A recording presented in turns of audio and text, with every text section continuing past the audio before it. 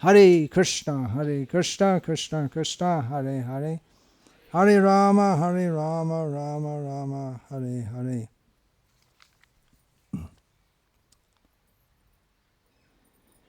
As we heard from Sri Vasudevan Lakshmi Kumar Tatacharya, the holy name can be chanted in any place, should be chanted in every place. I'm going to speak on Vishnu Sahasranama.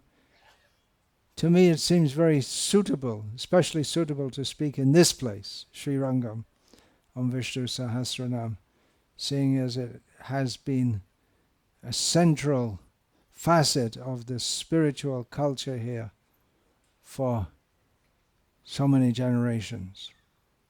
Divya Prabandhas, of course, also, and Vishnu Sahasranam all over India was a central part of Vaishnav culture. But it's good to chant here, everywhere. This very place, which we are fortunate to be in now, is a place of Vaishnava culture. Name 878 in Vishnu Sahasranam is Priya-krt. Priya, we all know the meaning of Priya. Priya means that which is light, that which is dear. We probably have some devotees here with Priya in their name or Priya as their name. It's a common name, girl's name especially. Can be a male name also. Priya for males, Priya for females. And Krit gives the sense of doing. So Priya-krt means he who does what is dear, he who does what others want. For instance, this is not from any of the previous commentators, but the example springs to mind, give us this day our daily bread. This was probably the most quoted of Srila Prabhupada's quotes from the Bible, from a prayer. Lord Jesus taught how to pray. Our Father who art in heaven, hallowed be thy name. Srila Prabhupada always would quote that also. Hallowed be thy name. Hallowed, I think that's archaic English. Praised be thy name. Thy kingdom come, thy will be done on earth as it is in heaven. Give us this day our daily bread. And Srila Prabhupada would point out that it's not really that devotional to ask God to give bread when He's giving all living beings their required food for sustenance. Nityo nityanam chaitanas chaitananam. Eko yo vidadhati kaman. What is it? Eko yo bahabir vidadhati kaman. There's one supreme eternal among all the there's one supreme eternal among all the eternal beings, and that one is fulfilling the desires of all the others. But it's a start to recognize that God gives us bread, or in this part of the world more likely rice, or even more popular than rice previously, so I'm told, is ragi, millets. Maybe not in Srirangam, among the Brahmanas, they would prefer rice. I don't know if there are ragi preparations offered regularly to Ranganatha Swami. I don't see, but rice preparations, yes. So he gives, even without asking.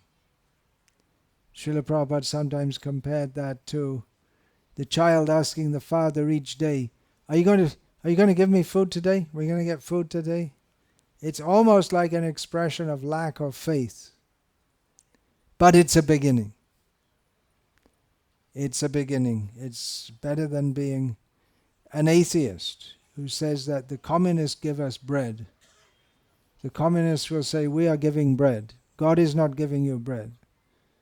You know this example, and Srila Prabhupada pointed out that the foolish people, because they had not been trained in the science of God or even in basic common sense, didn't think that the communists didn't produce bread ex nihilo. Bread. It's not like that. It comes from the grain, which comes from the earth, which is nourished by water, and this is all the arrangement not of the communists. It's the arrangement of the Supreme Personality of Godhead. So in previous names, we have heard how Bhagavan, the Supreme Personality of Godhead, is especially eager to fulfill the desires of his devotees. But in this name, we have different understanding, slightly different. Parashara Bhatta says that he, Bhagavan, fulfills the desires of even those devotees who have desires other than him. For those who desire him only, he is very anxious to fulfill their desire. But even persons who approach him with even a semblance of devotion, he will fulfill their desire. Akama sarva kamova moksha kama udaradhihi tivrena bhakti yogena yajeta purusham param. We are recommended to intensely worship the Supreme Lord, whether we are desireless, full of desires, or desiring liberation. If we are actually intelligent, we should do so. Because after all, it is he who fulfills all desires, and he is a person who listens to our prayers. So if we have other motives other than pleasing him, material desires, he can very well fulfill them also. And he will do. So if we're materialistic, it's best to pray to Krishna. However, there's a catch. Because Krishna is not materialistic, and Krishna is all attractive. So if we approach Krishna with material desires, to have those material desires fulfilled, then it's very dangerous to our materialistic outlook, because we become purified from the material desires. And that can come in a manner that is apriya, unpleasing. Another half verse that Srila Prabhupada would often quote, Yasyaham anugrihnami harishe tadhanam shanai. Yudhishthira Maharaj, after a lifetime of struggle and suffering, asked Krishna, what is the symptom of your mercy upon your devotees? Like, we're supposed to be your devotees, and this is what you do to us. What do you do to someone who you're merciful to? And Krishna said, I take away everything they have. And they would say, yeah, you're a devotee. That's why I took everything away from you. And eventually Krishna gave everything also. But we see in the life of the Pandavas that they were really embodiments of this labha labha, labha labho, jaya jayo, sukhe dukhe same kritva, that happiness or distress, gain or loss, they were simply interested in serving Krishna. And even Yudhishthira fought to get the kingdom back, but it wasn't out of personal greed, it was because he needed, as a kshatriya in Krishna's service, he needed some land to rule over. And of course Krishna encouraged the fighting. If Krishna had not encouraged the fighting, then Yudhishthira wouldn't have gone ahead with it. We know also from Bhagavad Gita, Chatur vidha bhajante mang jana sukritin arjuna. Arto jignasur artharthi gyani cha bharatarshava. Krishna says that 4 kinds of people approach me. 4 kinds of pious people begin my worship, begin to worship me.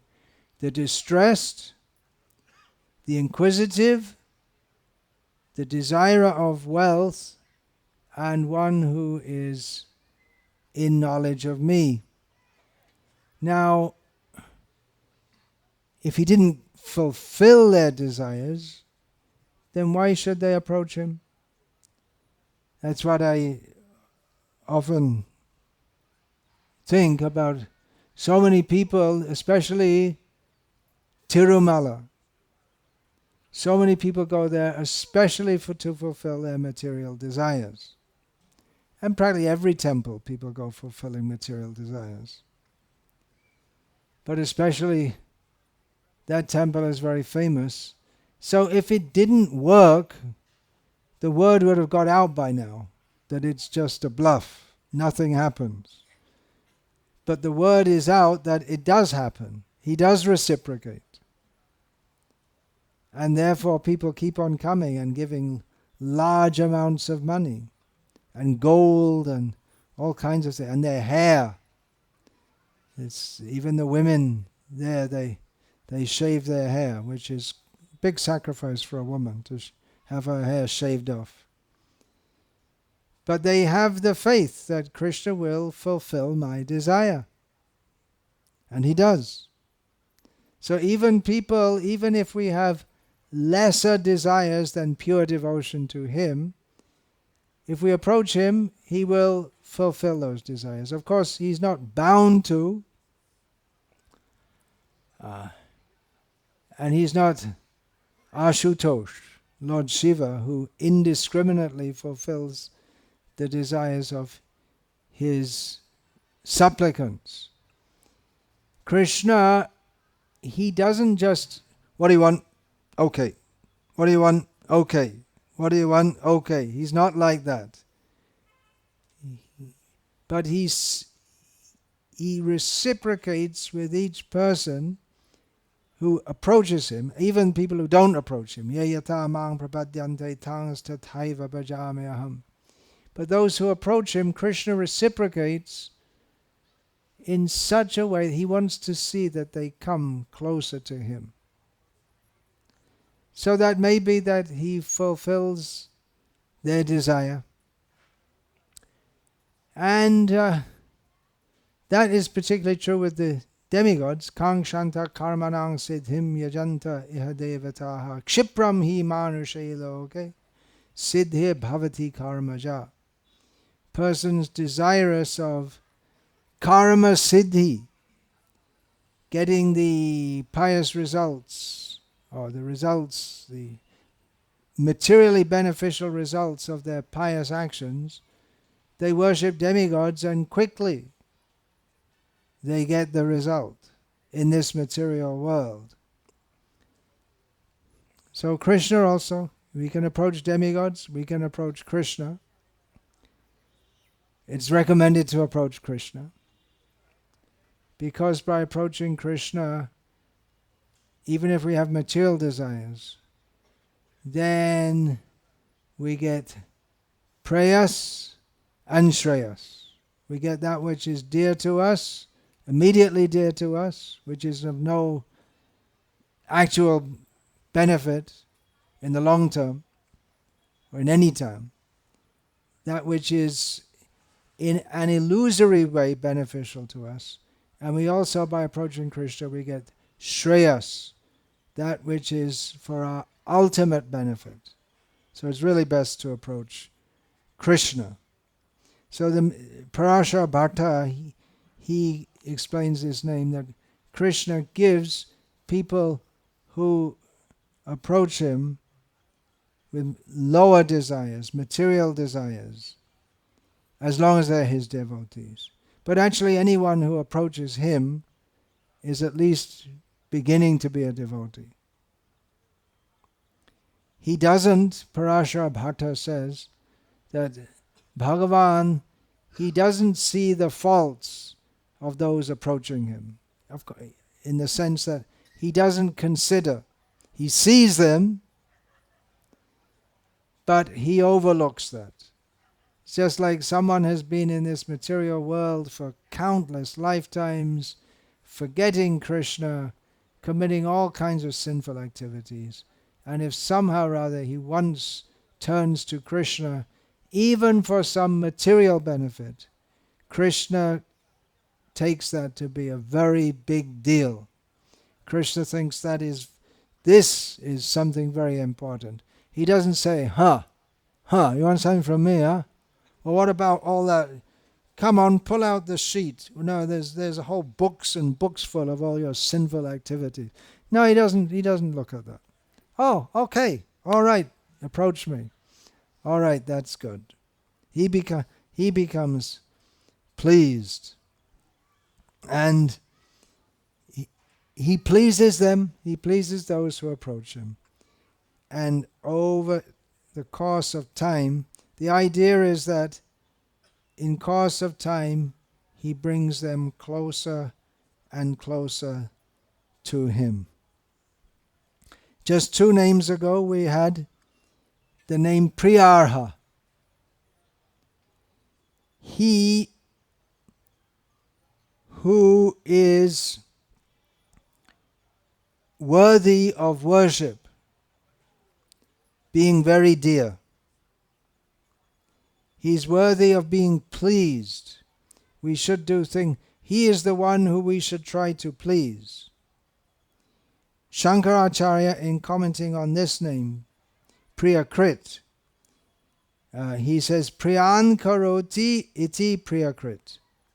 One who does pleasing things is called Priya-krt. And he brings in this name Priya-krt, that he is the one to be pleased and he is the one who pleases. He is pleased by he is the one to be pleased by his devotees, and he pleases his devotees. In this regard, Satyadeva Vasishta quotes several passages from Shruti, which are prayers, mantras to the Supreme Lord, praising him and then asking him for something. This is the system. You praise someone, then you ask them for something. Just like Srila Prabhupada gave the preaching method, that first we approach someone and say, oh, you're very great, you're very good. First of all, you please them, and then you ask them, so what do you want? Give up all your hogwash nonsense ideas and surrender at the lotus feet of Chaitanya Mahaprabhu. So in the same way, there are so many hymns. In the Vedas, Satyadeva Vasishta gives some quotes from the Rig Veda. Vashat te Vishnavasa akrinomi tanme jushasva Shipi Vishta havyam. Shipi Vishta is also a name in Vishnu Sahasranama. Vardhantu tva shushtateyo giro me yuyam pata vastibi sadanaha. May these praises glorify you, and you bless us and increase whatever we have. Then another from Rig Veda. Agne naya supatha raya asman vishvani deva vayunani vidvan yuyud yasmad juhuranameno bhuyashtham te nama uktim vidhema. By pious paths, goodly paths, lead us to riches. material. Remove the sins that make us stray and wander, we will bring the most ample adoration to you. This sounds like a real Victorian era translation of the Vedas. Then, from the well-known Brahma Gayatri, Savita Gayatri, Tat Savito Varenyam Bhago Deva Siddhimehi Dio Yo Na Prachodayat. It's also praising him, he who is the great light, the greatly effulgent person who creates everything. May he, translation is given here, energize our consciousness. May he enthuse our consciousness. So this may all sound rather mundane, but it's not from his point of view, it's from his perspective. What he does is all transcendental. Even if we approach him with mundane desires, he reciprocates with us to try to make it, to try to bring us to the transcendental platform. Baladev Vidyabhushan gives the meaning of Priya-krt, he who acts kindly, having only the devotees as the chief aim. Name 879, Priti-vardhana. Priti means love, Vardhana means who increases. When I first heard this name, some years ago, many years ago, I thought, that's a very beautiful name. Who increases love. Very good name. We had who deserves love, Priya-krt. Yeah, that's 3 names previously now. And while discussing that name, I had an expanded discussion of what does it mean? What is the meaning of love? Of course, it's not something that can be precisely defined, but it's something that can be discussed. There's been so much discussion of love over the centuries. Of course, I don't know Tamil language, but I do hear Tamil pop songs being played here and there, and I'm pretty sure definitely in the Bollywood songs, the subject is love, right? Must be Tamil also. Every language, the subject in the popular songs. Otherwise, we hear the Tamil song, there are so many devotional ones also. For Ayyappa, Ayyappa, Shakti, Shakti. And then we hear also Venkatesh. In the villages in Tamil Nadu, you hear so many temples, and different temples play different things. And there's the, they call it in Hindi, Pya. So that is the main subject. The main subject of songs in many languages, poetry. There are other subjects also about war and fighting. There's also subject. The first or the oldest extant work in English, it's in archaic English, which no one can understand unless you specially studied, is Beowulf, which is a story of some ancient warrior who fought back. I'm sure in Montenegro it's not a place famous for poetry, but there'd be a lot of fighting like this, discussion. And we have also in Vedic culture the Sutas, Magadhas, they would compose praises of kings and of the dynasties before them. And what would happen is the kings would come back from a battle, and on the spot these people are supposed to, they hear about the news, how he killed this one and that one, and on the spot they compose poetry. So love, I just gave a talk in a series of talks. I'm doing several series of talks. One is on the Prakriti Rasa Shatadushani. So near the beginning of that, Bhaktisiddhanta Saraswati Thakur,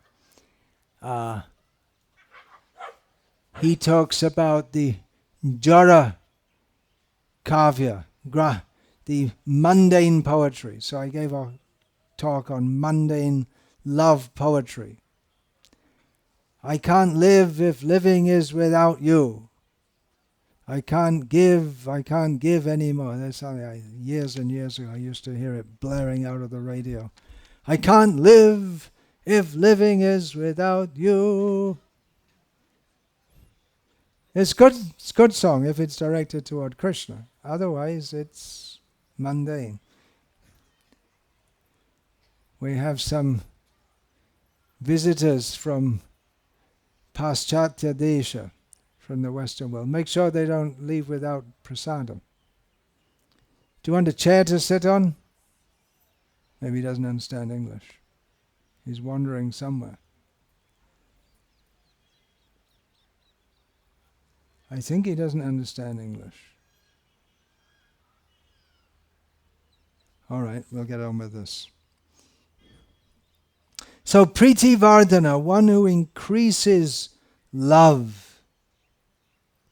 But we should understand that real love means love for Krishna. And mayic love, illusory love, leads to illusion. In the second canto of Bhagavatam is stated that in the universal form, the sweet smile of Maya, deceptive smile of Maya, describes about that. So it's deceptively beautiful. And it only leads to distress. Priti, what is Priti? There are different words in Sanskritam for love. We have in English the word love, and then we have the Priti, Prema, Anuraga, Bhav, Mahabhav, Pranaya. There are different words. There are different words for hatred also. And anger, there are different words, different kinds of anger. Rosha, Raga, Krodha, different kinds of anger. So, Priti especially because love can be in mundane consideration, love can be the kind of love where two old people, they've been married all their life, they're both 80 years old approximately, and they're sitting around the fireplace and they're just together, and it's a long-standing relationship. So that's one kind of love. But Priti means that kind of fresh upsurge of love where the heart is full of joy and one is intoxicated. In an intoxicated state, one often does things which don't make any sense, are not good for one's own well-being or for that of others, but your discrimination is lost. So getting drunk is very dangerous. Falling in love is very dangerous. It has a very similar effect. We do things and say things which, if you are more sober, you would understand is not good for you. Somehow, or good for anyone else, but somehow this state of falling in love is considered the best possible thing. If you haven't loved, you haven't lived. Whereas getting drunk is not rated very highly, especially not in this part of the world, or in the Mlecha Desh where we come from. It's just part of life, thing that people do. Give them some prasadam before they go, these people. At least Hare Krishna. Let them hear the Hare Krishna. At least this much.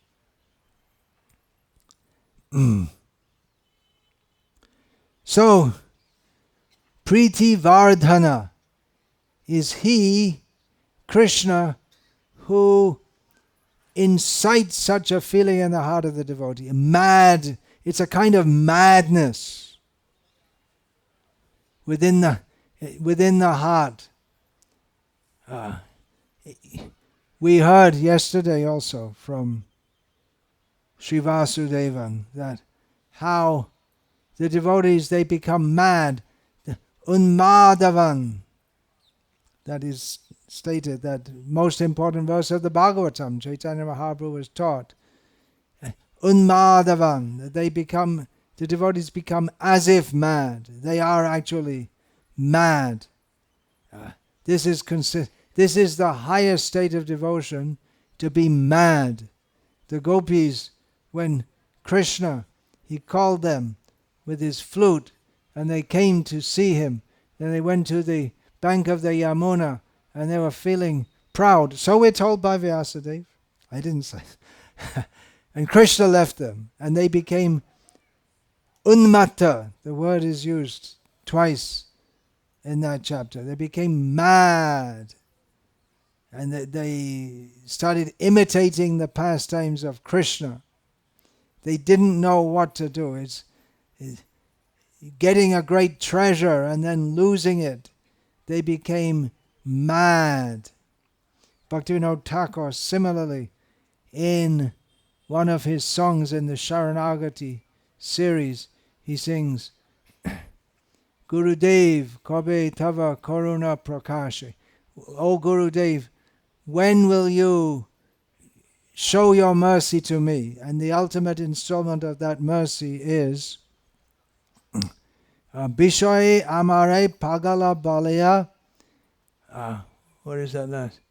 Ongete Dibe Kaduli. I'll know when I've got fully the mercy of my Guru, when the materialistic people abuse me as being mad and throw dirt on me.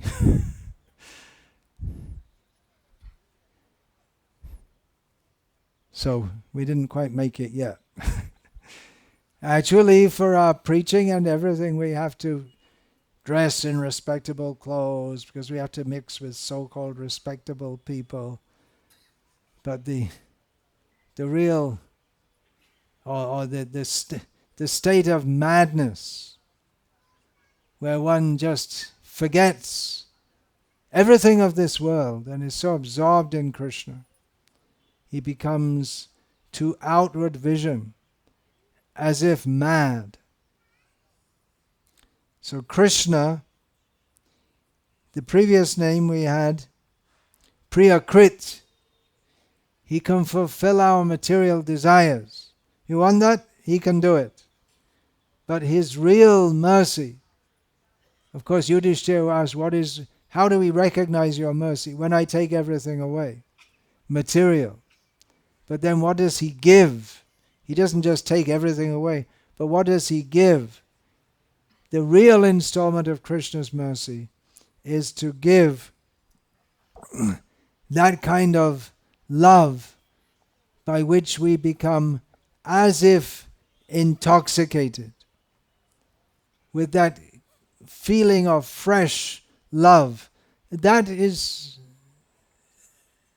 possible in youth, fresh love, but it doesn't last. The thing is with Krishna that it does last. But it's always new.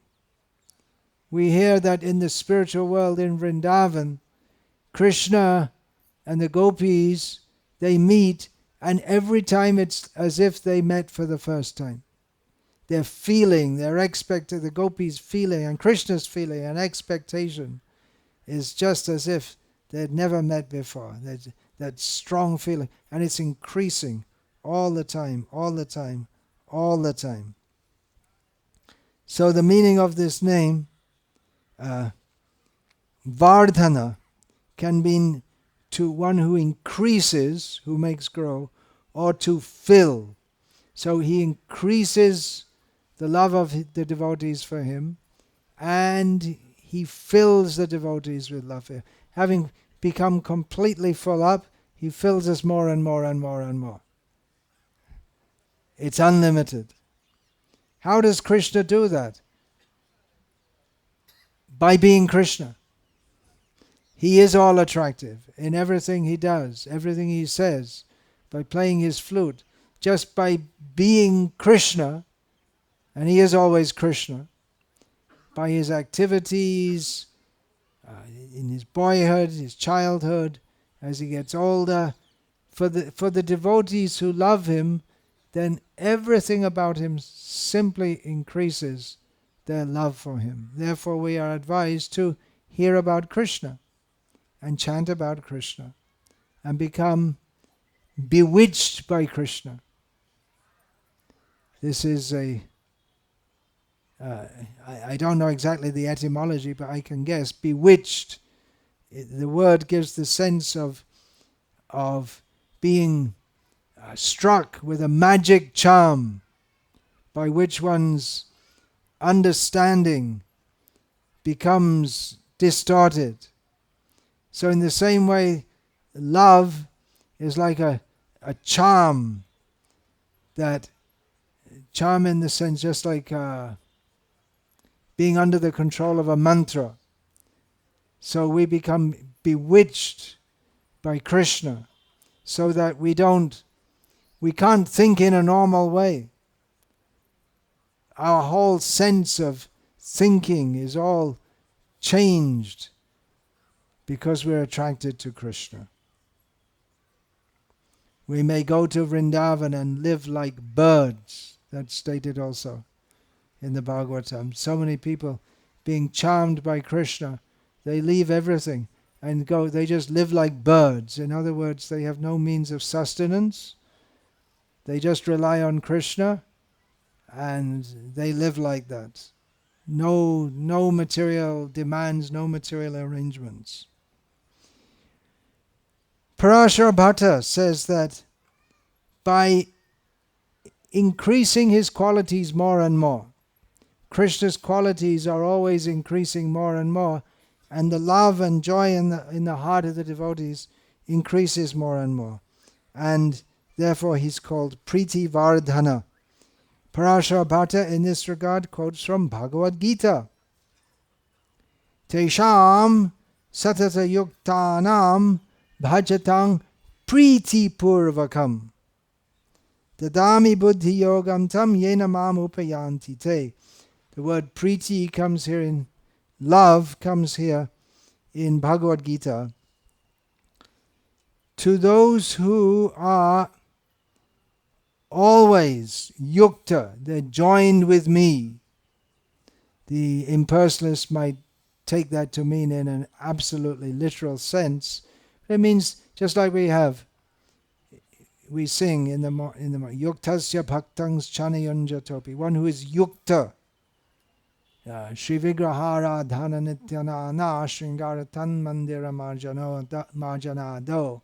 One who is yukta, one who is engaged in activities of worshipping the deity with various kinds of offering various kinds of ornamentation, cleaning the temple, various services. So one who is yukta, so one who is engaged, always in Krishna's service, and worships Krishna with love. Krishna says, I give the intelligence by which such persons come to me. So he increases the love. He gives the buddhi yoga. He gives the intelligence how to serve him better, how to come to him.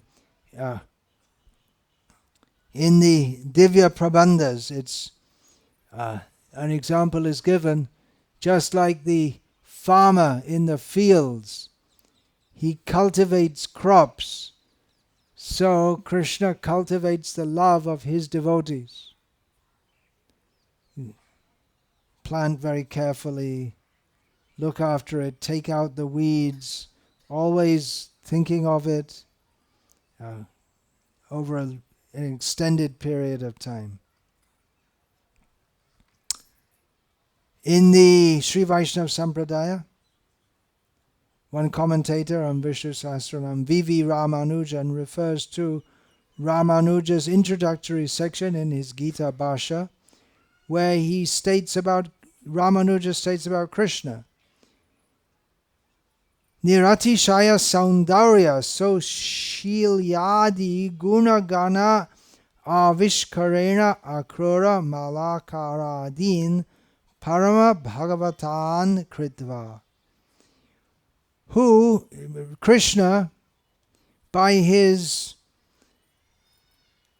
extraordinary, massive beauty, pleasing behavior, and so many other qualities,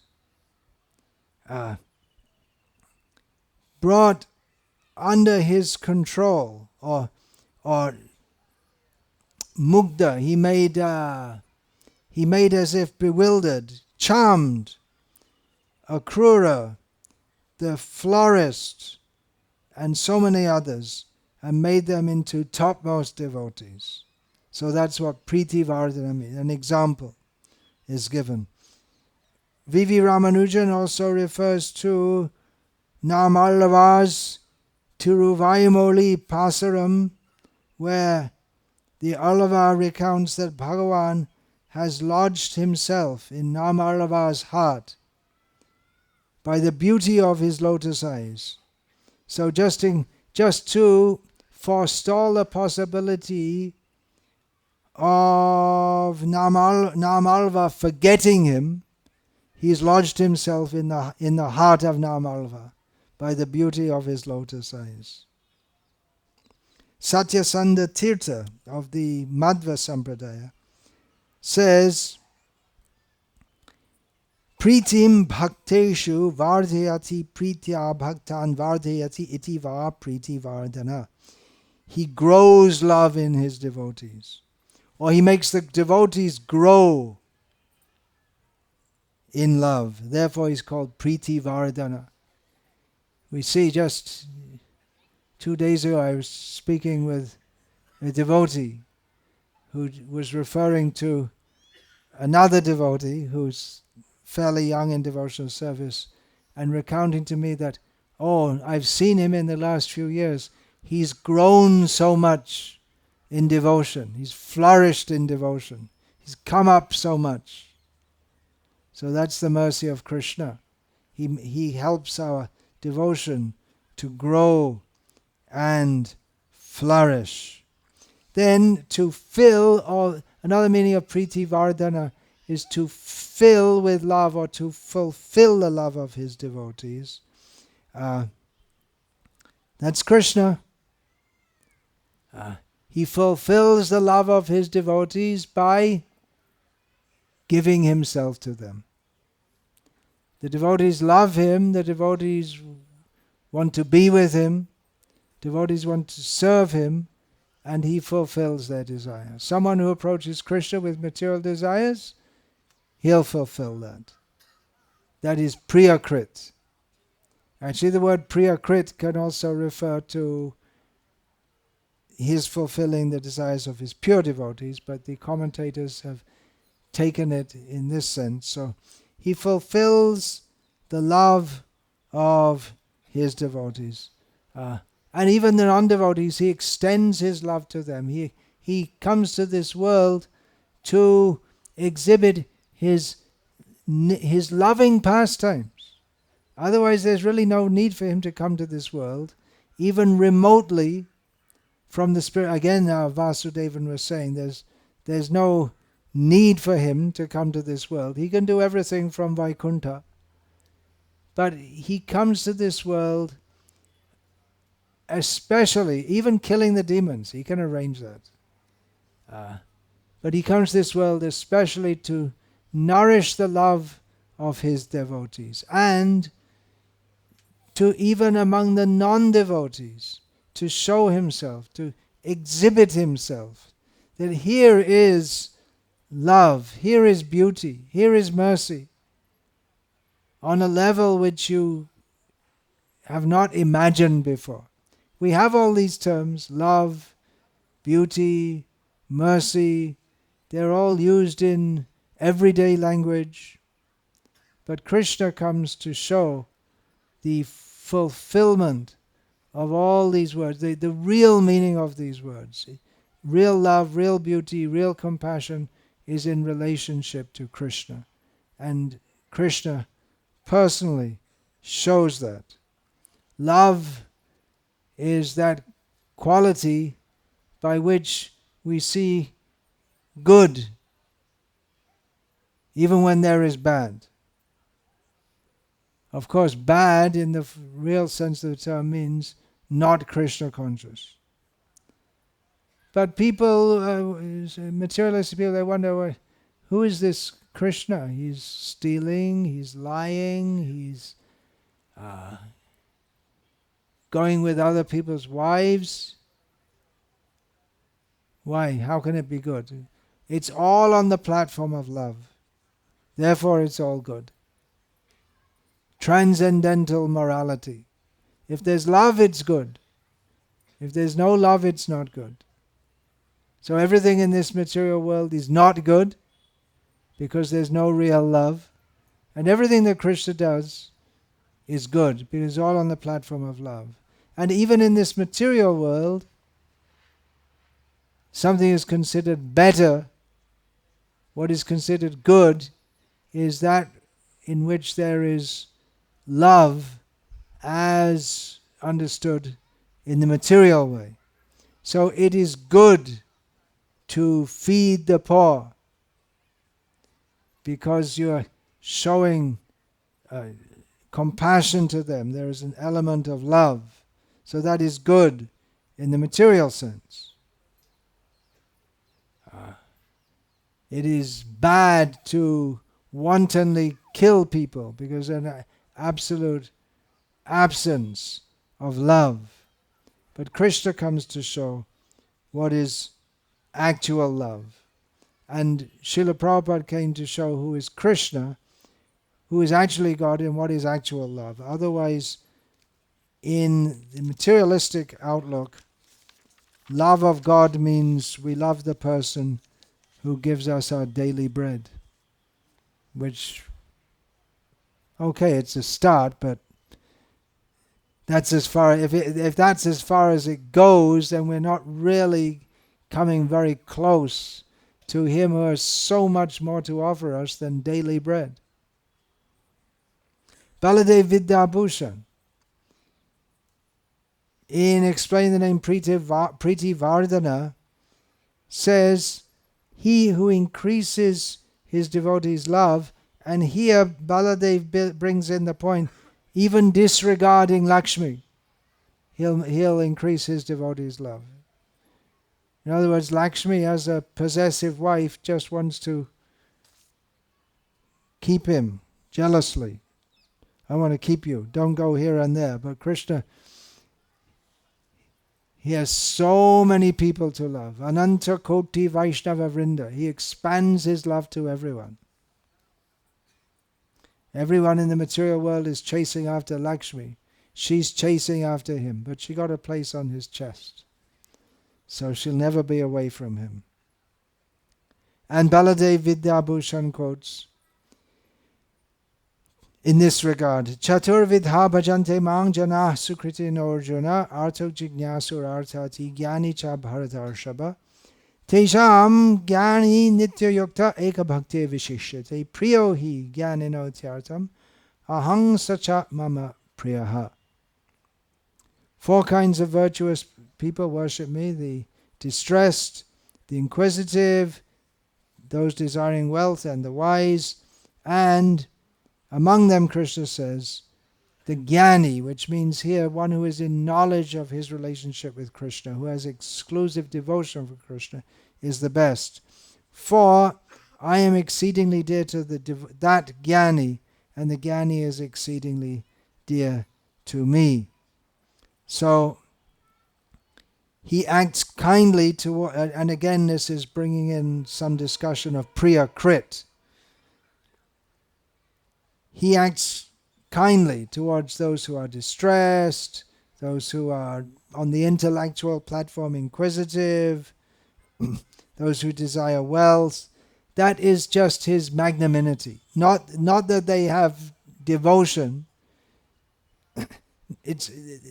There's maybe a glimmer, an abhas of devotion. But Krishna, just out of his kindness toward them, he reciprocates with them and gives them something because he is only attracted by pure devotion. He's not actually attracted by people coming and saying, give me this, give me that, give me the other. But he's patient enough that he listens and he reciprocates.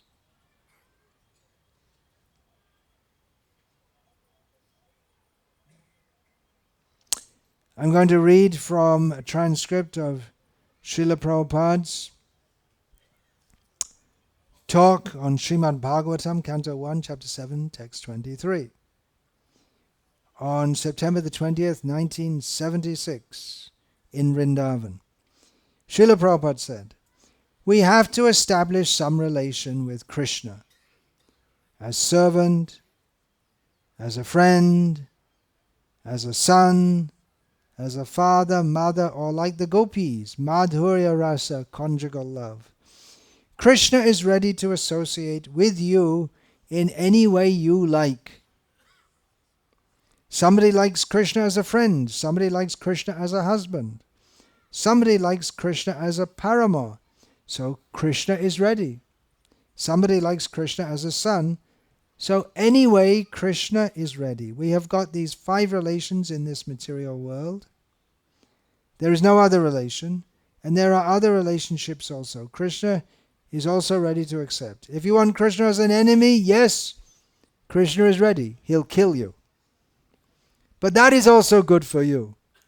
If you want to fight with Krishna, yes, Krishna is ready. Everything.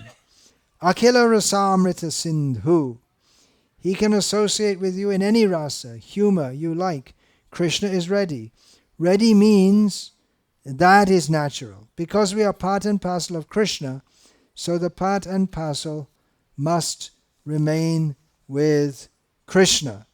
So you have to remain with Krishna in some relationship.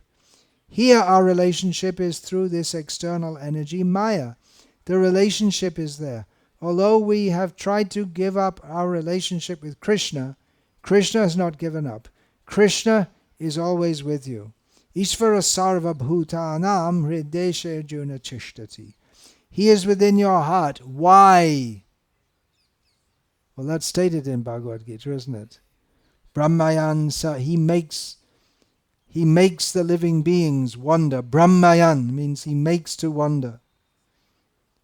But here Srila Prabhupada says, he is within your heart. Why? Just to give you association. Now we have rebelled. You want to do something independently. Krishna has also agreed. All right, you do independently, but it's not possible for you to live independently. That is not possible. So I'll give you sanction for independent living. Just see how Krishna is a friend. You cannot live independently. That is not possible because you are angsha. Angsha means part and parcel, just like this finger. A finger is a finger so long as it's with the body, otherwise who cares for a finger? Suppose a finger is cut and thrown in the street, who cares for it? The finger is important so long it is with the body. Similarly, we are always with Krishna, indirectly or directly, but here Arjuna sees Sakshat directly, but we are forced to accept Krishna indirectly, Maya. So Priya-krt gives the idea of Krishna giving what is wanted to people who approach him, not with a very high standard of love, still infected by Maya. And Priti-vardhana means those who are on the path of pure devotion. Krishna increases it and increases it and increases it. And even for the topmost devotees who are full of love for Krishna, they're already full, but he increases their love also. And an example, we read this morning, how the gopis meditating on Krishna's form and his pastimes, their love for him simply increases.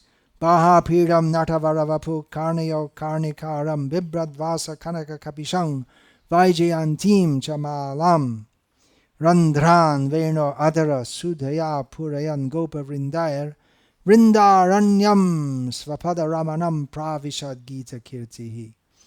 The gopis meditating on Krishna, not even seeing him directly, they think of him with a peacock feather ornament on his head, Natavaravapu, appearing like a dancer or an actor on a stage. Sanatana Goswami says that, in commenting on this verse, says that a dancer or an actor on a stage is generally dressed in bright colors.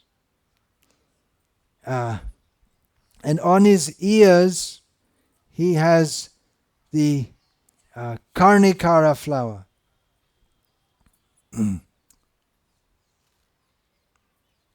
He's dressed in the yellow garments, typical of Krishna, and the Vaijayanti mala, the very long garland of various flowers, filling up the holes of his flute with nectar.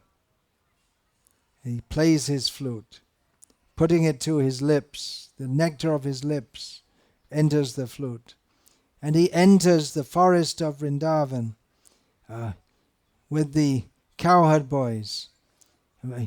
He very pleasingly enters, walking on his own feet, enters the forest of Vrindavan, playing his celebrated flute song. So, discussing the love. Krishna increases the love. He increases the love of Radha to such an extent that he himself, being completely unable to understand that, wants to become her so he can taste a little bit of the love she has for him. This is the essence of Chaitanya Mahaprabhu, who he is. Sri Radhaya Pranaya Mahima Kidrisho Vanaya Ivasvadyo Yen Adbhuta Madhurima Kidrisho Vamadiyaha Sokyam Chasa Mad Anubhavata Kidrisham Veti Lobhat Tad Bhavardya Samajani Shatchigarbha Sindho Harinduhu. What is the glory of the love that Radha has for me? What is the exceptional, astonishing taste that she finds in her love for me? What is the happiness that she experiences in relation with me, being very intensely desiring to experience that? Krishna appears accepting her feelings. He appears in the womb of Shachi Devi, which is compared to an ocean, and he is like the moon rising up in that ocean. It's all very ornamental language. So that's a discussion of Priya-krt and Priti-vardhana from Vishnu Sahasranama. Vancha kalpa tarubhyascha kripa sindhubhya evacha patitanam pavanebhyo vaishnavebhyo namo namaha dante nitaya churnakang padayani patya kritva chakakushatam etad aham bravimi hey sadhava sakala eva vihaya durad gauranga chandra charne kurutanuraga parivadatu jano yata tata va nanamukarona vayang vichar Hari rasa madira madati mata bhuvi vilutama nartama nirvisha. Hare Krishna, Krishna Krishna, Hare Hare. Hare Rama, Rama Rama, Hare Hare.